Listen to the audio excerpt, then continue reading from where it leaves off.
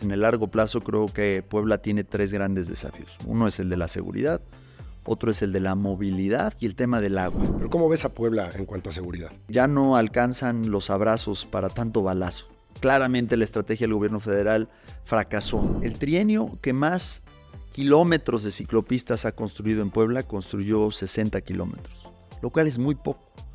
Tendríamos que estar aspirando a, como ciudad, lograr construir 300 kilómetros. Es decir, 100 kilómetros anuales. O sea, no vas a trepar a una persona en bicicleta si no cuidamos el medio ambiente, si no tenemos un aire un poquito más puro. Y el hecho de que no se haga, no vas a tener el aire más puro, ¿no? Si no tienes seguridad, esto no va a pasar. Pero las vocaciones del presente me parece que son el turismo, el clúster universitario y también el tema médico, ¿no? Entonces hay que reforzar estas sinergias que ya existen. Esto es Equilibrio Empresarial. Hablaremos de técnicas de motivación y consejos para tener una mejor salud física y mental. Yo soy José Antonio Rivera y podrás encontrarme en mis redes sociales como José Antonio Rivera B. Sígueme porque juntos la vamos a romper.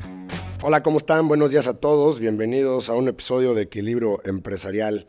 Hoy toca un tema que se había tocado en el pasado, hace exactamente un año, con nuestro queridísimo amigo Eduardo Rivera. Y hoy trajimos otro especialista para hablar de la situación de lo que estamos viviendo en Puebla capital. Según los datos de Data México, que estuve en la semana leyendo un poquito al respecto, son datos del gobierno federal, menciona, a los últimos que tiene de 2022, que llevamos un ritmo de crecimiento en población de un 10% cada 10 años. Hoy tenemos aproximadamente 1.700.000 poblanos nada más en Puebla capital, 48% hombres y 52% mujeres. Tenemos unas ventas internacionales como capital de 2.900 millones de dólares. Las industrias de mayores ventas son la repostería, alimentos, farmacia y autopartes de vehículos de automotor. Hemos tenido ciertos problemas en común, todos los poblanos, como es el sector de salud público, por falta del Hospital San Alejandro, y la cobertura a los derechohabientes es menor a las necesidades de nuestra población. En Puebla, las atenciones de salud más utilizadas en 2020, los últimos datos, fueron el IMSS con 574,000, después el Centro de Salud de la Secretaría de Salud con 338,000 y consultorios y medicina familiar y farmacia con 337,000 derechohabientes. El ingreso promedio en la capital de Puebla es de 4,444 pesos y hoy Puebla es considerado como uno de los 11 estados de la Federación con un futuro menos prometedor, según el Instituto Mexicano para la Competitividad.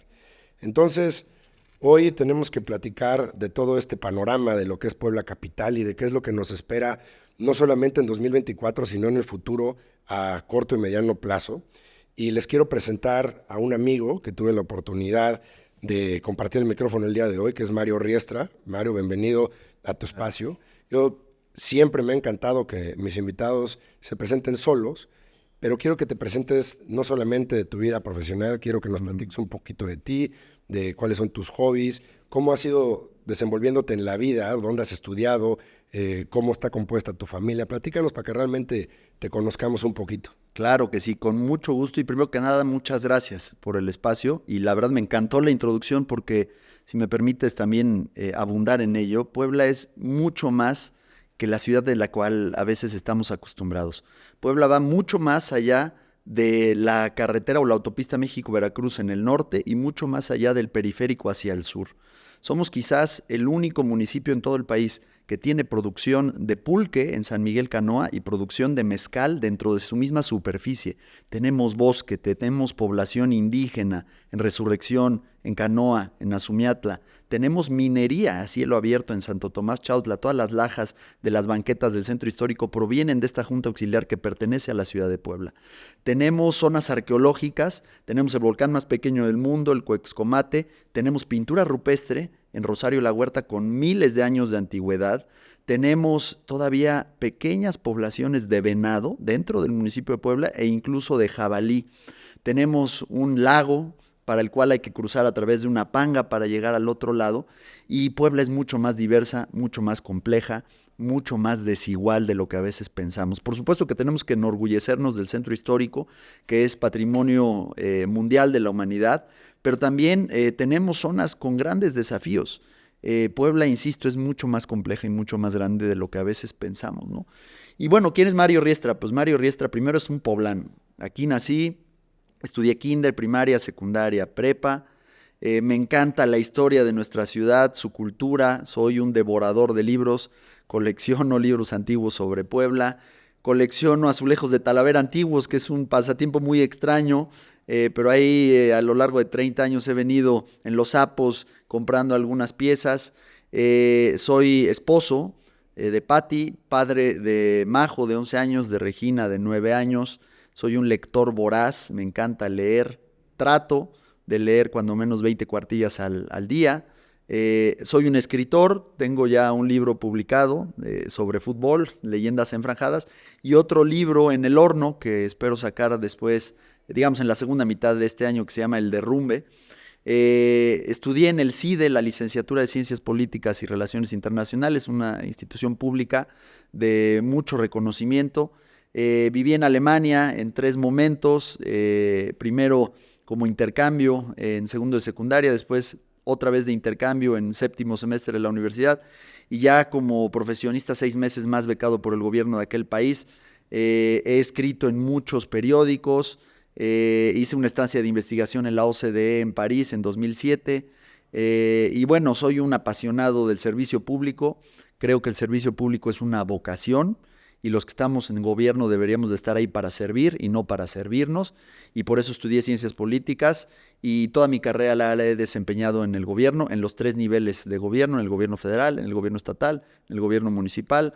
He sido diputado local, el primer presidente del Congreso del Estado no priista en toda la historia democrática de Puebla, y ahora acabo de culminar el encargo de diputado federal. Fui el más votado de todo el estado en la elección del 2021 por parte de la oposición, y bueno, he abanderado causas como los temas de salud, la vacunación durante el COVID para menores, la reconstrucción de San Alejandro, temas de bienestar animal, y bueno, temas culturales, como les decía, que a mí me apasionan. Así es que pues más o menos ese es Puebla, ese es Mario Riestra. Oye, ayer terminó tu estancia como diputado, ¿no? Sí, ayer entró en vigor mi licencia, es correcto. El martes por ahí fue mi último día y ya me aprobaron la licencia y entró en vigor ayer. Y justamente me despedí hablando de temas de salud, porque así arranqué y así cierro, insistiendo en la necesidad de que le cumplan a Puebla, porque según todos los indicadores internacionales y nacionales tenemos un déficit muy importante de camas de hospital. Según el IMSS, por ejemplo, sus estándares internos señalan que deberíamos de contar con una cama por cada 1,000 derechohabientes. En Puebla llegamos apenas a 0.5 camas por cada 1,000 derechohabientes, y esto es la raíz del problema de por qué estamos sufriendo tanta saturación y dolor y una mala atención, por supuesto, en los demás hospitales que administra ese subsistema. Correcto. Oye, platícame un poquito, ese índice de camas es general, estatal. Es de parte del IMSS. Habla de Puebla como estado. De Puebla como estado, en efecto. En 2017, más o menos, en el estado de Puebla, el IMSS ya tenía un déficit alrededor de 500 camas, para llegar a una cama por cada 1,000 derechohabientes. Pero ¿qué sucede?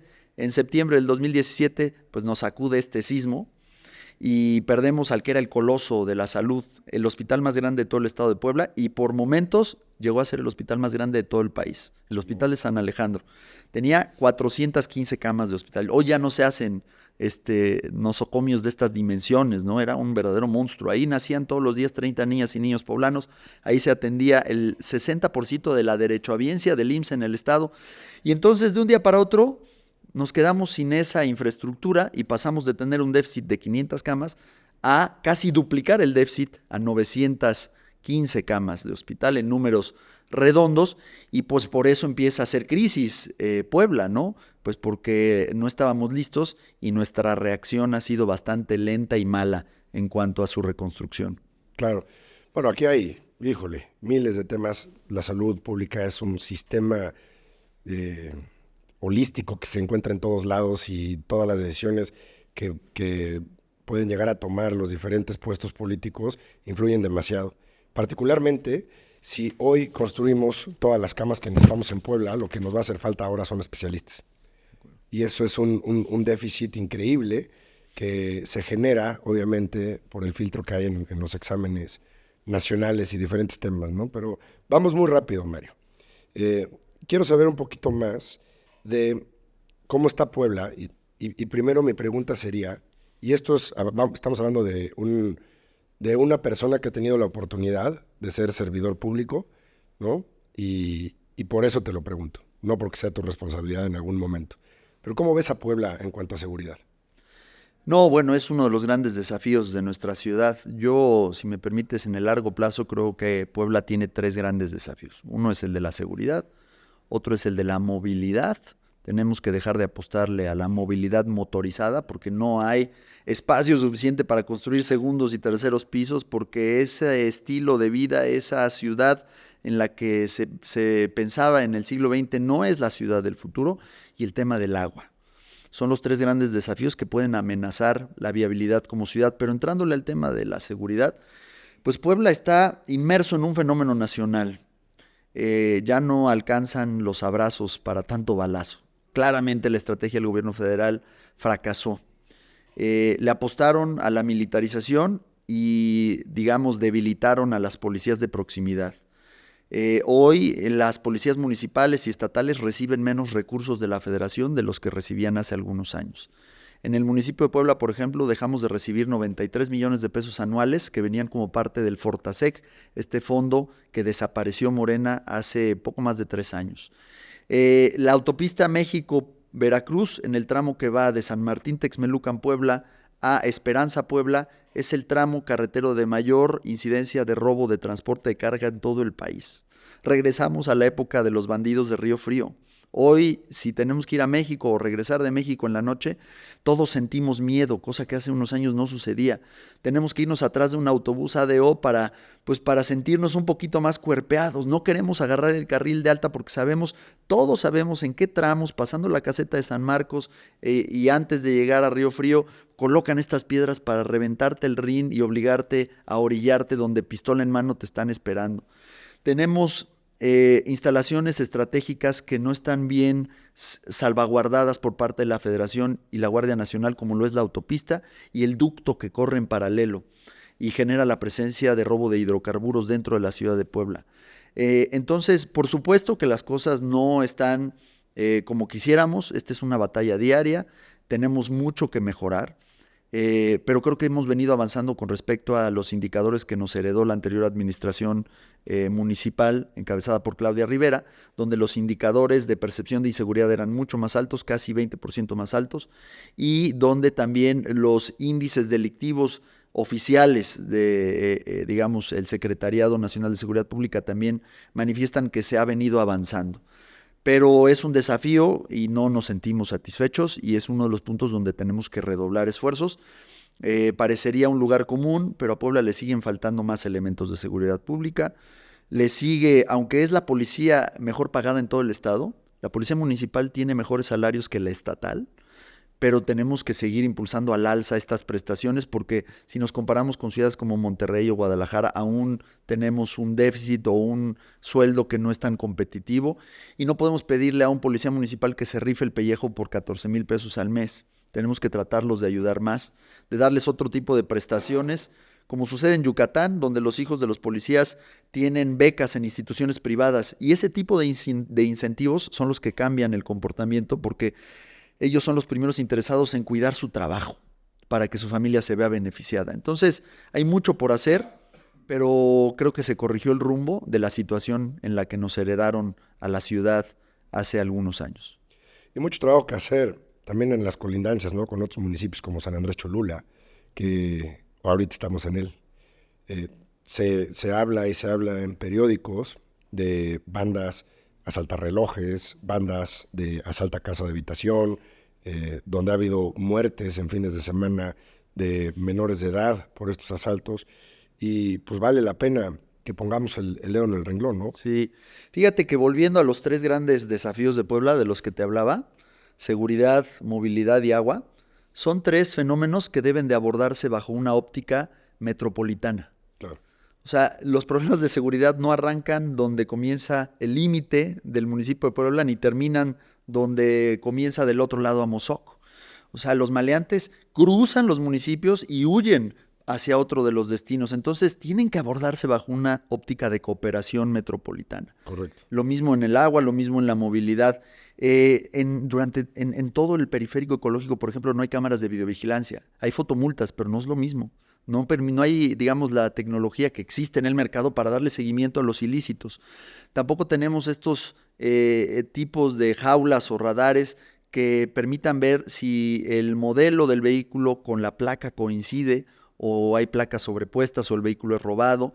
Y tenemos que blindar los accesos de nuestra ciudad de Puebla porque gran parte de los índices delictivos provienen de otros municipios o incluso de otros estados. Nuestra zona metropolitana no se circunscribe únicamente a Puebla, tenemos una zona metropolitana biestatal donde confluyen municipios de Tlaxcala y de Puebla. Entonces la óptica requiere todavía, digamos, una visión un poquito más amplia.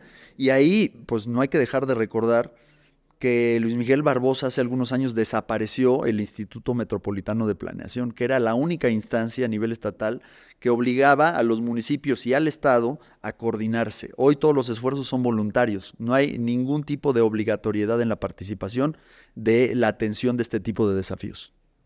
Hijo, yo estaba pensando el otro día y fíjate, recibimos hace mucho tiempo, había una banda que daba cristalazo en toda la Tezcayetl. Y llegó una señora muy molesta, entró a las inmediaciones donde yo trabajo, con el cristal roto, no se dio cuenta y vino a hablar conmigo, ¿no? A gritos. Es que me rompieron en tu estacionamiento mi ventana y sacaron la computadora. Vimos las cámaras y casualmente en este caso, no digo que nunca haya pasado, en este caso venía con el cristal roto. Y venía de otro lado, ¿no? Ni para publicarlo, porque no es el punto. Y hablando con la señora, le digo, ok, pero si hubiera sido aquí, dime la verdad de quién es la responsabilidad. ¿Del particular que está trabajando? Sí inviertes en seguridad, Claro. pero si no hay una compensación del municipio y del Estado y no hay una policía armada, equipada, de reacción oportuna, pues con policías auxiliares, con una macana y un gas lacrimógeno no puedes hacer nada, ¿no? Claro. Porque tú sabes perfectamente que ahorita que estaba viendo el tema de las autopartes, pues también es parte de lo que más vulnera la seguridad del municipio de Puebla, ¿no? El robo de autopartes. Y eso también genera temas de inseguridad. Y lo que tú dices de la colaboración de zona metropolitana es vital para dar seguimiento, ¿no? Como algún momento algún profesor de Derecho me decía, si tú quieres cometer un ilícito y que no se den cuenta, tira el cañón de la pistola en un municipio, el cargador en otro, y lo que te sobre de las balas, échalos en otro estado, ¿no? Y era una broma. Claro. Pero evidentemente esta es una realidad Sí, claro. hoy en día, ¿no? Si no existe la comunicación. Y hablando de temas de conectividad y infraestructura, ¿a qué te refieres? ¿Cuáles son estos desafíos que viene Puebla con esto? Pues mira, dentro de este diagnóstico del que hablábamos al inicio, aunque parezca sorprendente, todavía hay zonas del municipio de Puebla que no tienen señal de celular. Todavía hay comunidades, así, las inspectorías del otro lado de Valsequillo, que son parte del municipio de Puebla, como son el Aguacate, la Cantera, San José el Rincón, la Libertad Tecola, no tienen señal de celular. Por donde está la panga que mencionabas. El otro lado, exactamente. Tenemos todavía algunas comunidades donde no ha llegado el pavimento, donde requieres cruzar pues, trayectos de 15, 20 minutos en terracería. Pero yo también me refiero a algunas consideraciones un poquito más, digamos, de futuro, como son la necesidad de invertir en la movilidad no motorizada. O sea, tenemos que construir una ciudad en la cual le apostemos para trayectos menores a 1 o 2 kilómetros a ir a pie en un entorno seguro, para trayectos menores de 10 kilómetros a tener la posibilidad de usar la bicicleta con infraestructura segura y donde haya un transporte público de calidad, porque apostarle a este modelo de éxito que nuestros padres y abuelos tuvieron, donde el éxito implicaba automáticamente comprarse un vehículo, ¿no? Aunque fueras tú solo, como una señal de éxito, de estatus, es una ciudad donde ya no vamos a alcanzar, no vamos a caber, ¿no? Entonces, necesitamos construir esta infraestructura y eso pasa por un cambio normativo, por un cambio cultural. O sea, a veces los choferes particulares se molestan de compartir el espacio público con una bicicleta y tiene que haber un cambio cultural y, por supuesto, también un cambio en la infraestructura, porque todavía hay mucha, digamos, inseguridad para aquellos que apuestan por la bicicleta o por caminar. Hay atropellamientos, en fin, hay accidentes y eso inhibe el uso, digamos, masivo de este tipo de prácticas, ¿no? Claro.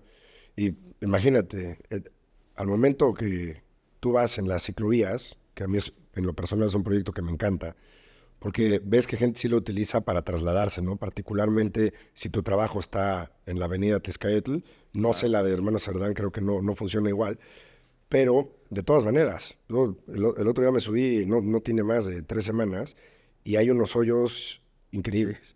Entonces, si vas con tus niños con bicicleta pequeña o si vas en un scooter de estos que la gente está utilizando muchísimo en Europa en lugar de bicicletas porque tienen una muy buena autonomía, Claro. pues evidentemente vas a tener un accidente, ¿no? Sí, fíjate que ahí te quiero compartir algunos datos y plantearte una idea que quizás es una provocación. A ver. Pero bueno, el trienio que más kilómetros de ciclopistas ha construido en Puebla construyó 60 kilómetros, lo cual es muy poco. Tendríamos que estar aspirando a, como ciudad, lograr construir 300 kilómetros, es decir, 100 kilómetros anuales. Es viable. Pero aquí es donde viene la provocación. No van a ser ciclopistas como la del Atlixcáyotl, ni como la del Hermano Cerdán. Esas ciclopistas tienen un enfoque más recreativo y no de movilidad. Las recomendaciones internacionales en materia ciclista de movilidad establecen que tienen que ir a ras de piso. Junto a los coches. Sí, con carriles confinados, ¿no? Es decir, separados del arroyo vehicular, en el mejor de los casos, a través de estos volarditos o de bollitas, ¿no? Que le permitan tener un entorno un poco más seguro. Y eso además hace que se reduzca el costo de manera mucho más significativa, ¿no? Entonces, hacia allá tenemos que ir poco a poco, pero también es un problema de socialización y de comunicación, porque tristemente ha habido proyectos de movilidad que no se socializan con los involucrados. Entonces, quien vive ahí, quien trabaja ahí de un día para otro ve que ya pusieron 100 volardos o que cambiaron la circulación, y entonces hay afectaciones. Se tiene que comunicar bien. Toda política pública tiene que nacer del diálogo con la ciudadanía, tiene que haber una fase piloto, tiene que haber retroalimentación, tiene que haber evaluación y el ciclo entonces vuelve a empezar. Si no lo hacemos así, si es una imposición, pues claramente muchas de estas políticas estarían destinadas al fracaso, ¿no? Que es lo que creo que ha pasado a veces en materia de movilidad. Y otro de los anhelos que yo quisiera como ciudad, pues es que Puebla recuperara el sistema de bicicletas públicas que tuvo, un sistema público de bicicletas como el de Ecobici en la Ciudad de México o como el de París o el de Nueva York, donde tú puedes tener tu membresía y sabes que cada determinado número de metros hay estaciones donde puedes agarrar y entregar tu bicicleta. Ya había un esfuerzo así, duró poco más de 3, 4 años y desapareció en la administración municipal de Morena de Claudia Rivera. Tendríamos que tratar de volverlo a recuperar y empezarlo a hacer de manera gradual en aquellas zonas que haga más sentido, como cuáles. Pues claramente en las colonias que tienen una vocación universitaria, como el barrio de Santiago, como Analco, como la zona de las inmediaciones de CU, porque los estudiantes son más proclives a usar este tipo de medios de transporte, para que pueda ser exitoso y, digamos, sustentable y entonces sí poderlo ir expandiendo. Pero yo me imagino una ciudad donde podamos tener ese tipo de alternativas al alcance de la mano. Hoy no existen, ¿no?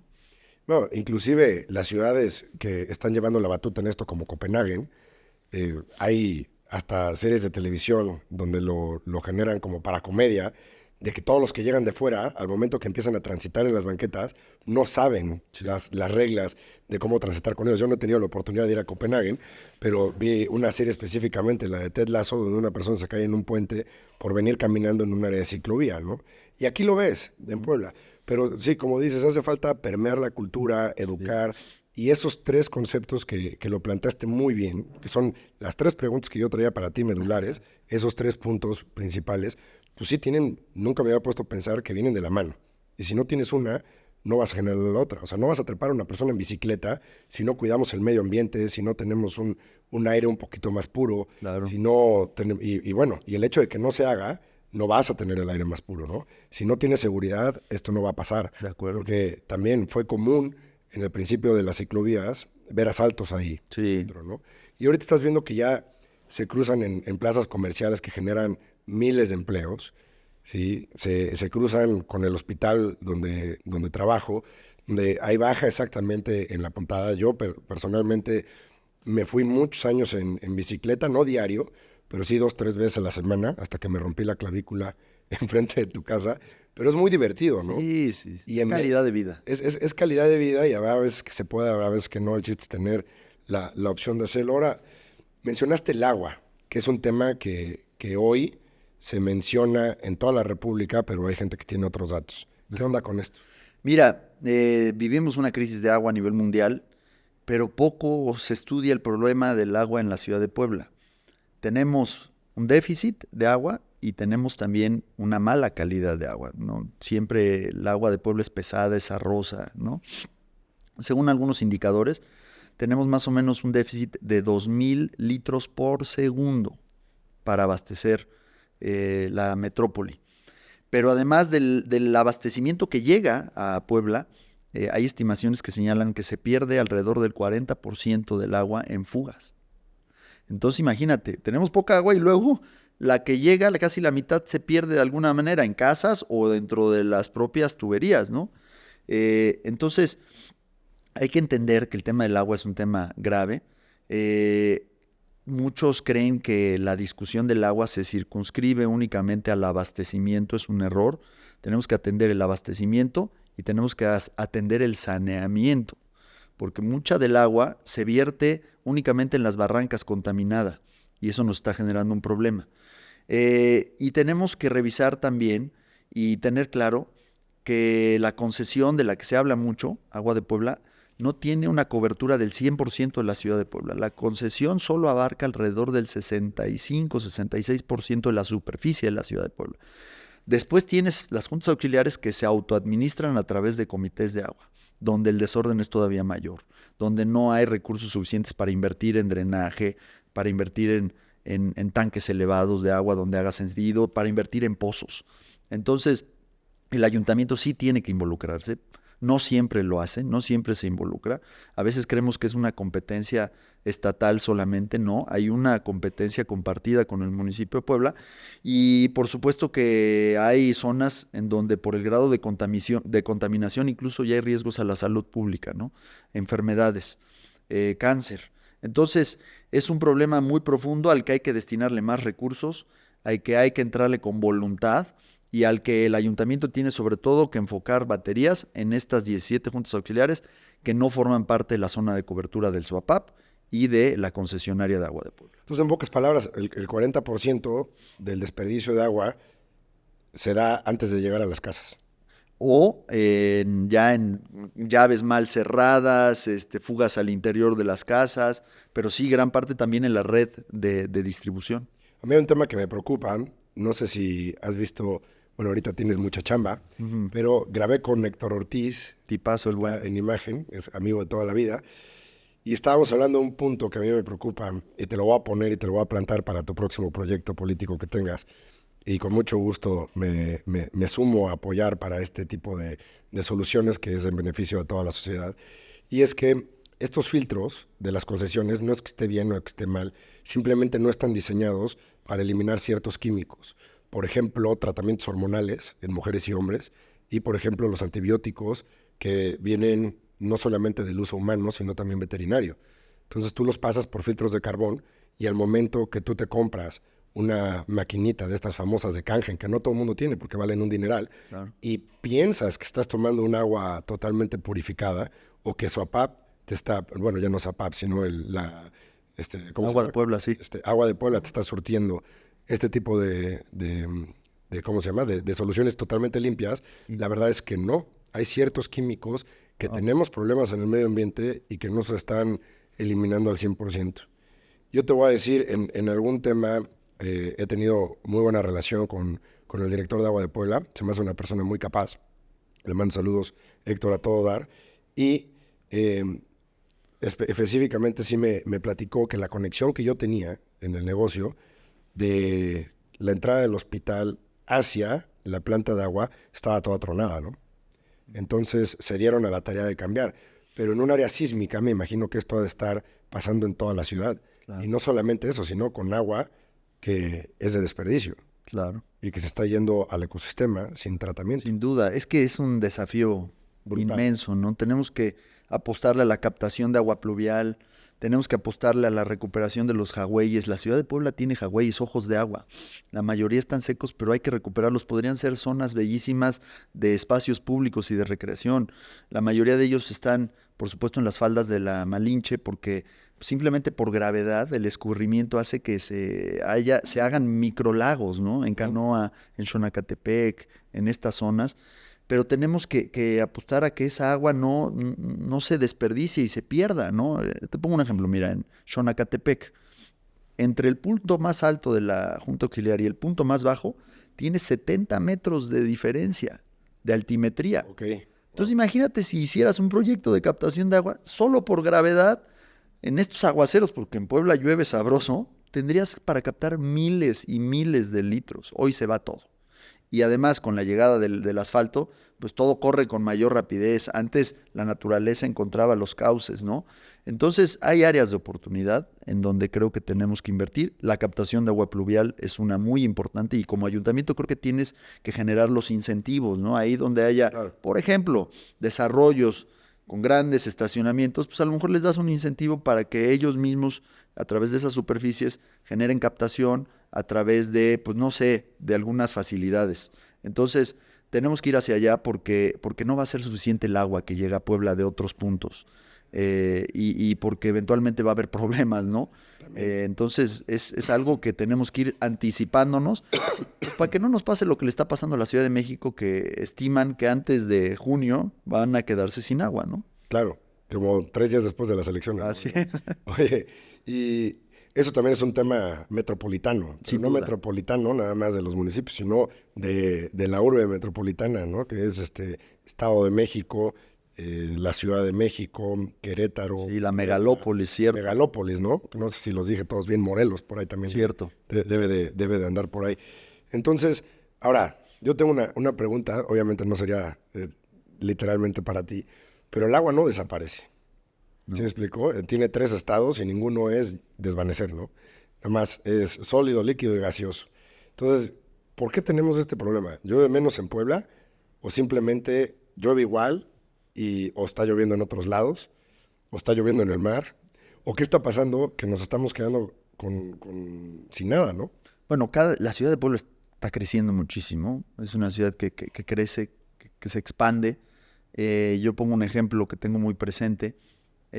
Cuando fui diputado local en 2010, digamos, el número de electores, el 100% de los posibles electores en esa elección, creo que eran, no sé, 150,000 electores. Y 10 años después, cuando reviso a revisar el mismo padrón electoral, ya se había duplicado en 10 años. Claro. ¿Por qué? Porque está creciendo hacia el sur la ciudad, ¿no? Por supuesto que en otras zonas quizás no está creciendo con la misma dimensión. Correcto. Pero eso presenta desafíos muy grandes, pues porque el gobierno tiene que llevarles los servicios, porque te doy otro dato en el que poco recaemos, ¿no? La inmensa mayoría de las casas son de autoconstrucción. Entonces también a veces no hay como parámetros que permitan, digamos, homologar estos esfuerzos, porque cada quien, como puede, a la velocidad que puede y como Dios le da a entender, se va construyendo sus hogares. Entonces el crecimiento demográfico, yo lo señalaría como una primera gran causa. Después tenemos que apostarle a la reforestación. O sea, esta ciudad por sí sola podría en un trienio plantar más de 1 millón de árboles. Y eso creo que en el largo plazo impacta, porque las recomendaciones, por ejemplo, vino un grupo de especialistas franceses en urbanismo hace algunos años, Le Atelier, Y lo que señalan es que Puebla, la ciudad de Puebla, tendría que apostarle a la reforestación de las montañas que nos rodean, aunque no estén dentro del municipio de Puebla, porque son realmente las que le dan el agua a la ciudad de Puebla. O sea, el área de Iztapopo y de la Malinche, que la Malinche está más cercana, pero la ciudad de Puebla tendría que velar, cuidar y impulsar la reforestación de estos puntos, pues porque es el gran tinaco de Puebla. O sea, más árboles generan más precipitación pluvial, y todo eso es de alguna manera lo que en una visión de cuenca le da la viabilidad hídrica al municipio de Puebla y los municipios conurbados. Entonces tenemos que también ir hacia allá, ¿no? Y bueno, ya hablábamos un poco de fugas, ya hablábamos un poco de cultura, tenemos que aprender a ser más eficientes en el uso, a veces desperdiciamos mucho el agua, ¿no? Y en su conjunto, la suma de todas estas variables creo que nos puede ayudar a resolverlo en el mediano plazo. Oye, ahora platícame, tú traes un proyecto personal, ¿sí? Con una visión. ¿Cuál es tu siguiente paso? Bueno, yo quiero ser presidente municipal de Puebla en este 2024 y creo que soy el que tiene la más alta experiencia. Te comparto algunos datos. Fui presidente del Consejo Directivo de la Central de Abasto. Me tocó resolver el conflicto limítrofe como presidente del Congreso entre Puebla y San Andrés Cholula después de 52 años de litigios, de clausuras de ambos municipios, de que los establecimientos tenían que pagar doble licencia de funcionamiento, doble predial, pero no sabían a quién exigirle los servicios. Me tocó resolver el conflicto limítrofe entre Puebla y Amozoc. He sido creador de algunas políticas públicas como el presupuesto participativo para juntas auxiliares. Me tocó ser el gestor de la denominación de la UNESCO para el Archivo General Municipal de Memoria del Mundo. Fui el que elaboró el expediente para que Puebla obtuviera la denominación de Patrimonio Inmaterial de la Humanidad de la Talavera poblana. Me ha tocado a veces pues lidiar con los temas no tan sencillos de Puebla como son la relación con grupos como Antorcha Campesina. Entonces conozco esta ciudad, la conozco como muy pocos. La he caminado y tengo experiencia en el servicio público municipal que tiene sus singularidades. Y creo que Puebla necesita experiencia probada y la improvisación le ha salido muy caro a los poblanos, ¿no? Ahora, de los temas que hemos platicado, sí, que se tienen que ver como un colectivo metropolitano, por ejemplo, la salud no es algo que incumba hoy en día al municipio, ¿no? Las instituciones son estatales y son federales. ¿Qué puede hacer un presidente municipal? ¿O cuál es tu idea? Porque ha sido una bandera que has tomado, ¿no? Sin duda. En entrevistas. Mira, tradicionalmente la salud es un rubro en el cual el ayuntamiento o los municipios en general no se involucran mucho, pero sí hay ejemplos donde algunos municipios han invertido con proyectos muy puntuales. Atlisco por muchos años tuvo un hospital municipal. Ciudades como Durango, capital, tiene un hospital municipal. Entonces sí se puede, jurídicamente no hay impedimentos. Es muy costoso, por supuesto, muy oneroso, pero se puede. Lalo Rivera ha hecho cosas muy interesantes. Con el programa de Médico Contigo, acercó los servicios médicos y le entregó medicinas a los adultos mayores y los grupos vulnerables. Y la verdad es que estas familias preferían acercarse al Ayuntamiento de Puebla a través de este servicio que ir a los centros de salud o a las clínicas del IMSS, porque ahí sabían que hay saturación, que no hay camas de hospital. Si hoy vamos a la Margarita, nos va a tocar ser atendidos en pasillos, en sillas, en el suelo. Hemos detectado chinches, cucarachas, ratas, elevadores que no sirven, tuberías fracturadas, falta de medicamentos, falta de análisis de laboratorio, consultas con especialistas que demoran 8 meses, operaciones que en donde mejor te dicen te voy a dar un pase para que te vayas a operar a Huamantla porque aquí no nos damos abasto. Esa es la realidad y Lalo creo que ha hecho un esfuerzo muy importante. Y yo lo que quisiera es, digamos, hacer el siguiente paso, ¿no? Un Médico Contigo Plus que expanda los servicios a otras poblaciones, como pueden ser las mamás embarazadas, la primera infancia, para garantizar que estos grupos tengan una mejor atención en materia de salud y explorar, ¿por qué no?, como un anhelo, el que el ayuntamiento tenga una clínica municipal de primer nivel, ¿no? Creo que Puebla puede y creo que ante la indolencia e ineficacia del gobierno federal, Puebla debe actuar, ¿no? Claro. No, pues está extraordinario, ¿eh? La verdad no me esperé la respuesta así. Oye, y de seguridad, que es un punto, pues ya lo criticamos, ya vimos el Sí, tema, ¿no? Y ahora, el tema de seguridad es un tema que debe de abordarse de manera integral. Tenemos que, como te decía, incrementar el número de policías.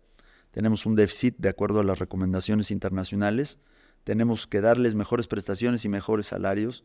Tenemos que apostarle por una mayor capacidad de videovigilancia. Tenemos pocas cámaras de videovigilancia por el número de habitantes y la superficie que tiene el municipio de Puebla. Queremos echar a andar una fuerza violeta que le dé seguimiento a los delitos contra las mujeres, porque hoy son un sector que está sufriendo una especial violencia, 11 feminicidios diariamente en el país, desapariciones, trata. Entonces queremos también fortalecer la capacidad de las policías municipales en materia de investigación. Pareciera que la investigación es facultad exclusiva de la Fiscalía y no es así. La Policía Estatal, me daban un dato que se me enchinó la piel. La Policía Estatal cuenta solamente con menos de 20 elementos de investigación. O sea, casi no realiza tareas de investigación la Policía Estatal. Es decir, las policías estatales y municipales son básicamente preventivas o se dedican a agarrar a los maleantes en flagrancia. sí que... Pero la verdad es que así nunca vamos a acabar. O sea, tendríamos que invertirle a la investigación para... Hablabas ahorita, por ejemplo, de los robos en esta zona de metropolitana, en donde los cristalazos, los robos de relojes, antes han sido una constante, pues, con operativos de investigación, con señuelos, creo que podría ser fácilmente resuelto, pero si no le apostamos a la investigación y le dejamos todo a la Fiscalía, pues claramente esto se va a retrasar mucho más. Tenemos, por supuesto, que atender el tema de las instalaciones estratégicas de las que te hablé, ¿no? La autopista y los ductos que corren en paralelo representan oportunidades y muchos riesgos. Y hoy hay la tecnología y debe haber la voluntad necesaria para blindar estos accesos y para blindar estas instalaciones estratégicas. Y tenemos que trabajar con la ciudadanía para que haya la confianza en una cultura de denuncia que nos permita saber exactamente dónde y a qué hora suceden las cosas, porque la autoridad no debe pretender saber todo. La ciudadanía sabe a qué hora sale la basura del vecino que la pone en la esquina, a qué horas llega el borracho, a qué horas se dan, que llegan los grupitos a consumir algo, ¿no? Entonces, esa información puede ser muy valiosa, pero hoy no existe la confianza para que el ayuntamiento la pueda tener por parte de los vecinos, ¿no? Oye, ¿y cuál es tu postura del comercio informal? Porque alguna vez me comentó un fiscal que tuvimos en el estado de Puebla, en tiempos de Moreno Valle, Víctor Carrancá, me decía el problema del mercado informal es que, por ejemplo, los que teníamos en el centro, pues ahí hay de todo, ¿no? Y todo lo ilegal. Entonces, me decía, en el Zócalo de Puebla empieza la falta de seguridad con el mercado informal. ¿Cuál es tu postura al respecto?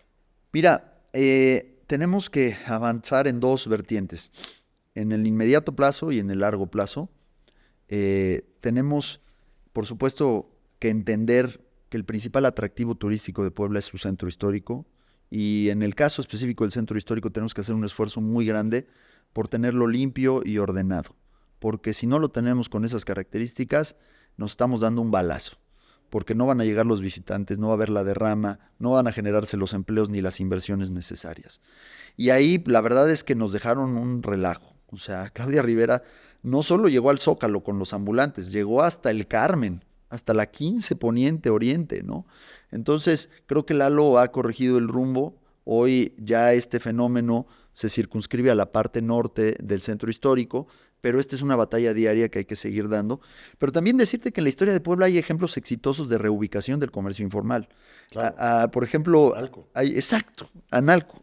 Analco, a mí, yo es un ejemplo que conozco muy bien. Mi papá era secretario de Desarrollo Económico en 1993. Los comerciantes de Analco estaban instalados sobre el Zócalo de la ciudad de Puebla. Y se buscó un lugar donde pudieran tener las condiciones para incluso potencializar sus actividades.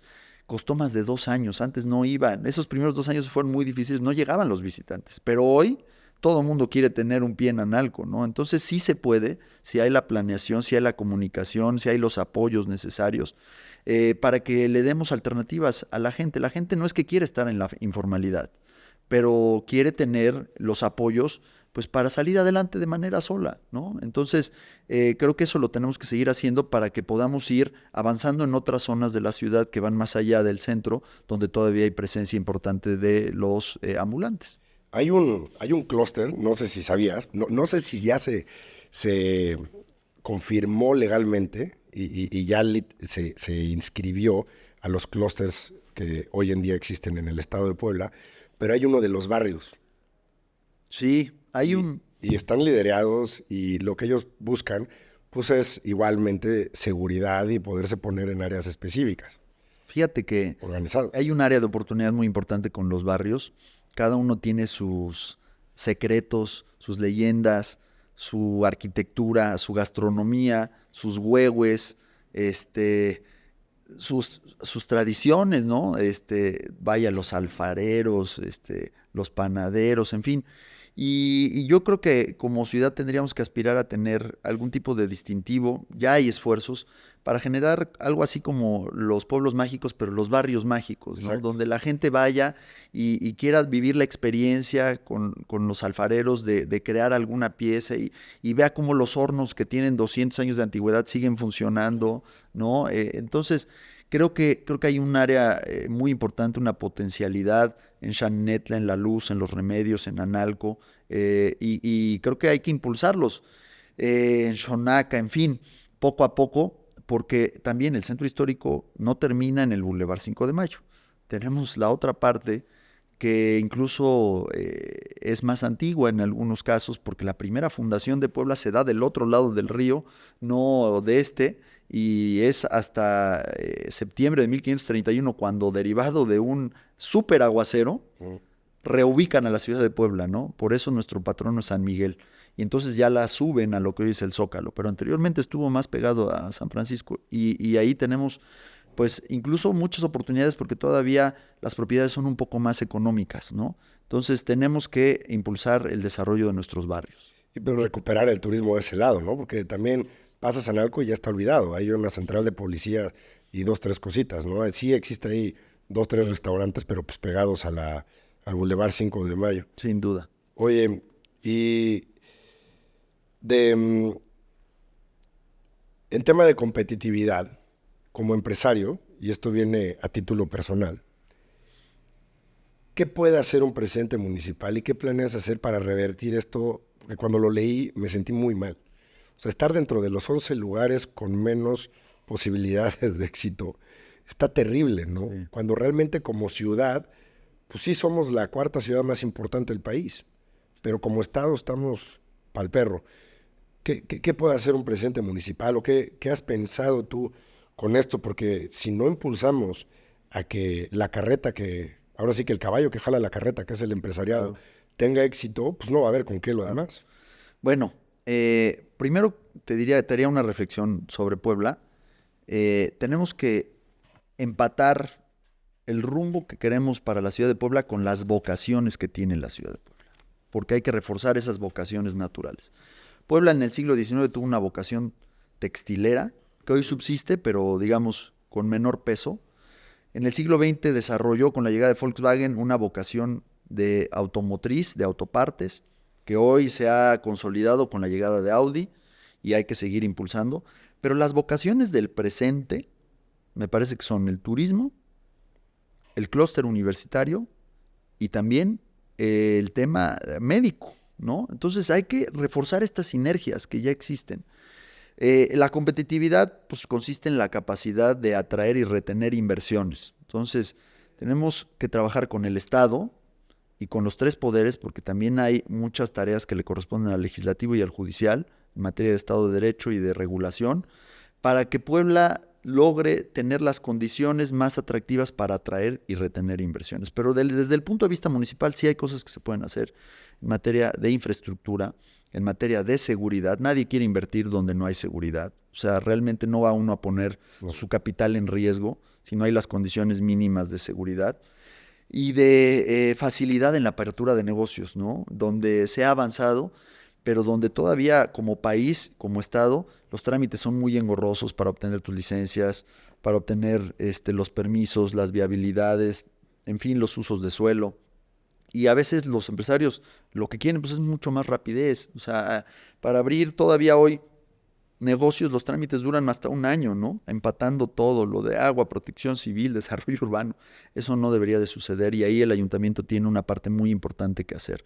Entonces, pero también lo tenemos que abordar desde una lógica de cooperación con el gobierno del Estado. Claro. Pues perfecto, Mario. Oye, platícame de tu libro. Fíjate que se me ocurrió hacer una locura. Yo soy aficionado de la franja desde niño. Pues el Puebla cumple en abril de este año 80 años. Y la verdad es que a mí me molesta mucho que nos digan que tenemos un equipo chico. Yo creo que tenemos un equipo histórico que quizás en el presente no ha obtenido los mejores resultados, pero es un equipo histórico. Y entonces yo tengo dos niñas de 11 y de 9 años, les leo, les trato de leer en las noches. Hay toda una literatura infantil que tiene la misma metodología. Una ilustración y una microbiografía para cada personaje. Cuentos de buenas noches para niñas rebeldes, 100 mexicanos que hicieron historia. Hay muchos libros. Entonces yo quería leerles a mis hijas algo sobre Puebla y la verdad es que no hay literatura deportiva y menos literatura deportiva infantil. Hasta que llegó el gran libro de Alberto Lati que se llama 100 genios del balón. Entonces yo tuve la oportunidad de asistir a una de estas presentaciones y dije, yo quiero hacer algo así. Y empezamos en conjunto con algunos amigos como Jesús López Chargoy, que fue muy generoso, a buscar entrevistar a las leyendas que han pasado por el Puebla en estos 80 años. Logramos entrevistar a 80 leyendas. Hicimos entrevistas en España, Brasil, Chile, Argentina, Uruguay, Estados Unidos, Guatemala y México, en todo el país, ¿no? Y bueno, surgieron testimonios bellísimos, pues porque el Puebla es un club histórico por el que han pasado estrellas de clase mundial. Hoy todo el mundo habla del Inter de Miami, ¿no? De Messi, de Busquets, de Jordi Alba, que están ahí jugando. Pero, por ejemplo, pocos saben que hace 40 años el Puebla hizo lo mismo. Trajo a retirarse aquí a Pirri, que era el capitán del Real Madrid, a Juan Manuel Asensi, que era el capitán del Barcelona, los trajo a jugar a Puebla simultáneamente, y a Santiago Idígoras, que venía de ser campeón vigente con la Real Sociedad y centro delantero de ese equipo. Es lo mismo. Es el equivalente a Messi en el Inter de Miami. Entonces quisimos contar estas historias y surgió un libro muy bonito que se está vendiendo, que se llama Leyendas Enfranjadas. Y pues es un libro que no lo tiene ni el América, ¿eh? O sea, realmente ni las Chivas ni los grandes de Monterrey, que ahora son muy conocidos, pero que hace 20 años no eran mucho, ¿no? Entonces, pues es un testimonio de gratitud para todas estas leyendas que han pasado por aquí, que nos han hecho reír, emocionarnos, brincar, llorar, festejar. Y también es un testimonio de memoria, porque somos muy malagradecidos en México, muy cortoplacistas. Se nos olvida todos aquellos que forjaron nuestra institución, ¿no? Entonces, el libro inicia con don Joaquín Díaz Loredo y termina con Nicolás Larcamón. Y pues de ahí son 8 décadas de historia, ¿no? Qué padre, Mario. Sí. La verdad, te felicito. Qué bueno que sí lo combinaste. Yo, la verdad, no veo el fútbol, nada. No me gusta, solo los mundiales y así. Pero me dan ganas de leerlo porque Lo voy a regalar si me como, permites. como cultura, pues está muy interesante saber todo lo que me has platicado. No tenía la menor idea, Sí, ¿no? Y efectivamente dejas llevar. Porque en nuestras épocas, bueno, la mía, claro. no me tocó el mejor equipo, ¿no? Solamente en los 90s por ahí. Creo que tuvimos con Manuel Lapuente Sí. algo de éxito. Oye, y por último, quisiera terminar contigo diciéndonos qué es lo que esperas de la sociedad en el 2024, porque también es válido, ¿no? Todos Claro. decimos, ¿qué espero yo de ti? Ya te pregunté, ya te talaché con más de 12 preguntas. ¿Qué esperas de la sociedad? ¿Qué quisieras de nosotros? Yo quisiera que participen. La ciudadanía tiene que involucrarse. Ahí donde se han dado los éxitos, se han dado de la mano entre el gobierno y la sociedad. En la medida en que más gente participe en la elección, la calidad de la decisión que se tome, sea cual sea, va a ser mejor. Pero necesitamos una sociedad que no solo participe, sino que nos acompañe, nos vigile, nos exija, nos audite, nos compare. Tenemos en México un concepto de ciudadanía que en el mejor de los casos se circunscribe a ir a votar cada 3 años, y es un error. La ciudadanía en otros países democráticos acompaña a sus gobiernos, los evidencia cuando son incongruentes, cuando no cumplen. Y creo que las nuevas generaciones demandamos y además estamos obligados a caminar de esta manera. Y yo me siento muy cómodo trabajando con la ciudadanía, así es que ojalá que nos acompañen en este proceso. Pues bueno, Mario, muchísimas gracias por darte el tiempo. Sé que andas como loco persiguiendo el sueño. A todos los que nos están escuchando, que quede claro que esto sale a partir del 1 de abril y estamos totalmente libres de todo pecado. Espero que les haya gustado y voy a dejar por ahí las redes de Mario para que lo sigan y lo vayamos viendo de cerca cómo va evolucionando todo este trayecto, que obviamente le va a costar mucho trabajo y agradeceríamos que si te gusta, pues que lo apoyes. Muchísimas gracias a todos, lo estamos viendo en el siguiente episodio. Que estén muy bien.